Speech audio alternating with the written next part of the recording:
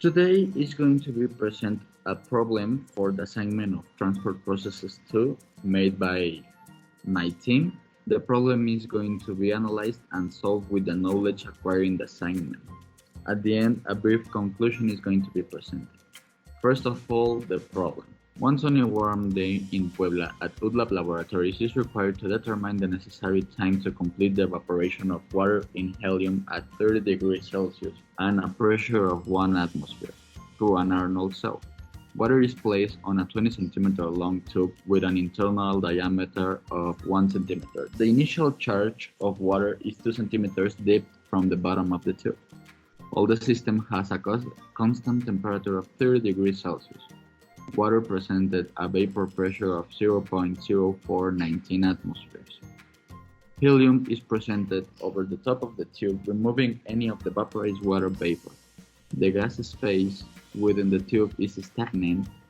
Finally, the density of water is 0.996 grams per cubic centimeter. What the problem is asking us is to estimate the time required to completely evaporate the water in helium if the diffusion coefficient is 0.908 square centimeter per atmosphere over second. We have to make a diagram in order to be the more comprehensible the problem. Here it is, and note the information given by the problem. We have a temperature of 30 degrees Celsius or 303.15 Kelvin, a pressure of 1 atmosphere. The evaporation pressure of the water at that temperature is 0.0419 atmospheres, and the density of water is 0.996 grams per cubic centimeter. After this, we have to state the assumptions. These are our assumptions. The system is on a pseudo-steady state. Density, temperature, and diffusivity coefficient are going to be constant. There is no reaction, is unidirectional, and is unimolar diffusion. Then we are going to start with the equations. First of all, we have to make an equation depending on the direction that we are to work, and the values of RA is going to be 0 because it is no reaction.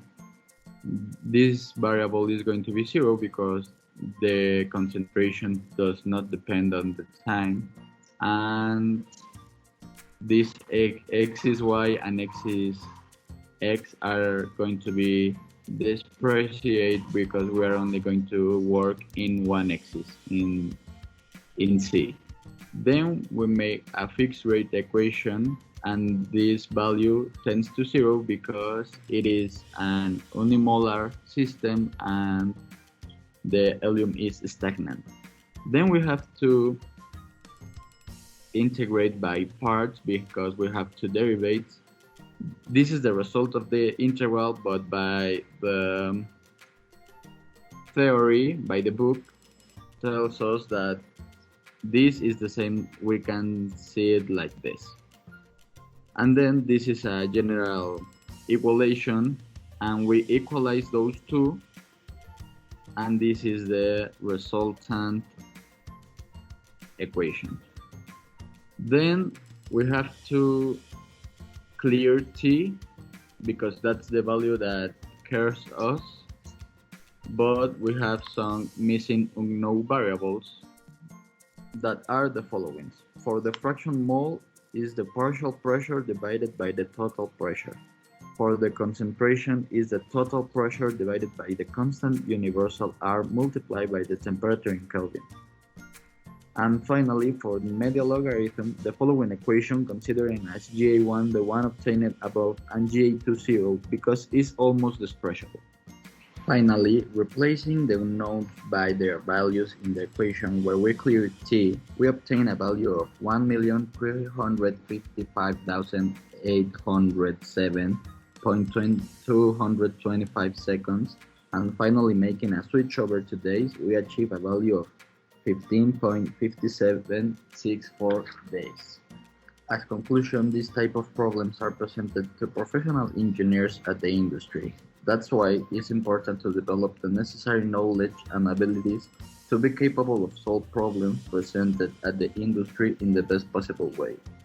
With good and well-prepared professionists, we can make a better world. Thank you.